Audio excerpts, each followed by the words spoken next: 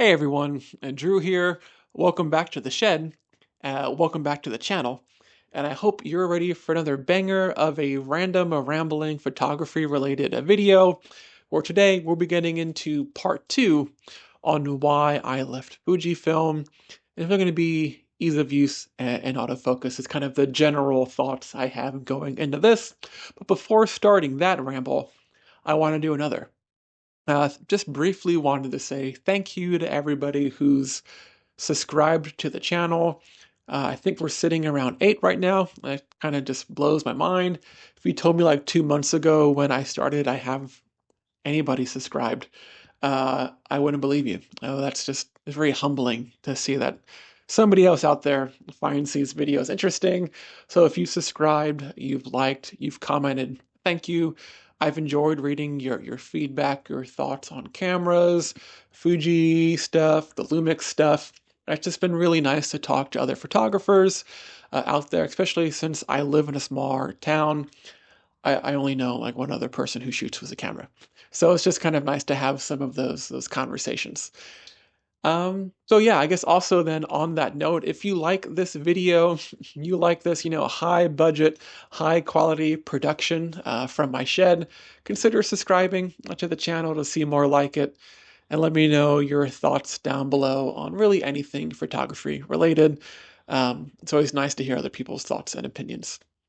So yeah, let's get into it. Ease of use is the idea I have kind of going into this.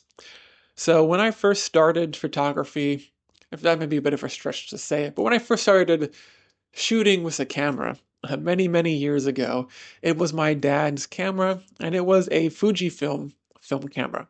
It had, the tactile dials that you would have to click around. And when I started getting into photography more as an adult, I was drawn back to that retro aesthetic that Fuji is kind of known for these days, right? They're known for the dials, that look, that feel. And that is something I liked to take pictures with, right? It made me be very much in the moment. Setting the settings, turning those dials, feeling the clicks, the resistance. It's like the, ASMR of the camera world, essentially. Um, and it was nice. But it's not just me these days when I'm out there taking pictures. My wife is almost always with me when I travel to places, when we're out somewhere, or if I go to a family function, I like to pass my camera off to somebody else, or leave it somewhere where I know somebody will pick it up and take pictures with it, which kind of gets into that ease of use problem. If I have it set to something that I had set up for a picture that I've taken, and then they go pick it up, they may not know to set it everything to A or the proper, exposure settings or ISO, that whole like photography triangle when it comes to lighting. And then they may take a lot of, I don't say bad pictures, but pictures they weren't planning on taking, right? They weren't turning out how they envisioned. And if I'm not there to be like, oh, hey, just set everything to A, they may not know that. Or even if I do say that, hey, set everything to A, they're almost always going to forget about the aperture ring. And as I get more and more into like taking pictures, passing the camera off to my wife, or passing it off to my niece or nephew or my siblings or friends or friends' kids, um, I like appreciating seeing how they view the world through the lens. And if I just tell them, hey, set it to A, when they grab it, if I'm not by them, I'm across the room and I'm like, hey, put it on A on the dial for like full auto, anybody is going to understand that and be able to do that and take those pictures. And since I've made that switch, I will say my wife has been a lot more happy with the quality of photos she's taken with my camera as well. When I was down in Florida last week, right, I gave it to some of my colleagues to take pictures when they were out doing stuff, and they took some really good pictures with it as well because it's just set it to full auto. Don't worry about it. And yes, I know Fuji has that ability as well, right? But it's it's too easy for people to mess something up or miss something. And then it's just, yeah, it's too dark, too bright. It's just going to be a whole long drag of a scene, which I've seen some of those people take my mistake, and they look pretty sweet, right? But it's not the moment they wanted. Right? For that kind of, give it to anybody. They can take those pictures even if they don't know what they're doing. I've really enjoyed that switch from Fuji to Lumix. And yes, I know Fuji has, the XH2 and the XH2S that has those PASM dials. Same with the XS10, but I wasn't using those cameras. I had all of the dials on mine. Which gets into ease of use is also the view view screen. There we go.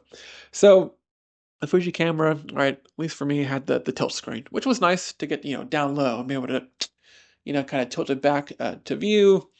It was fine. What if I want to take a selfie with my camera? Or my wife has it, and she's like, oh, hey, quickly, let's take a selfie. We're not always going to know if we're in focus or not, if it's capturing what we think it's going to be capturing for us, and we couldn't see it. And usually it was fine, but we missed a lot of the times, which was kind of a bummer, because they would have been some really nice photos.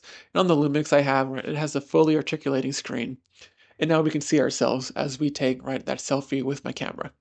And yes, I know we have phones, but if I have, spent money on a camera, if I want to use it to take a nice selfie, I want to be able to see myself. And I know that maybe not be the biggest reason for ease of use. I know there's a very split in the community on fully articulating versus tilt screen, but now that I've been using it, I am fully on camp tilt screen on there. And briefly talking about some of the autofocus stuff for seeing if we're in focus. Yeah, Fuji autofocus is nothing to write home about. Is it horrendous? No, it's not the worst thing in the world. I mean, honestly, compared to cameras, 5, 10 years ago, it's amazing really what any camera, how quickly it can focus on things these days. But still, um, I'd give it to somebody, even myself when I was using my Fuji. There were a lot of times, a lot, maybe an exaggeration, 1 or 2 out of every 10 photos just has been out of focus enough where I didn't want to use it. I didn't like it. I didn't want to share it. And since I've been using the Lumix, I have taken a lot of photos. Several hundred. That is not an exaggeration.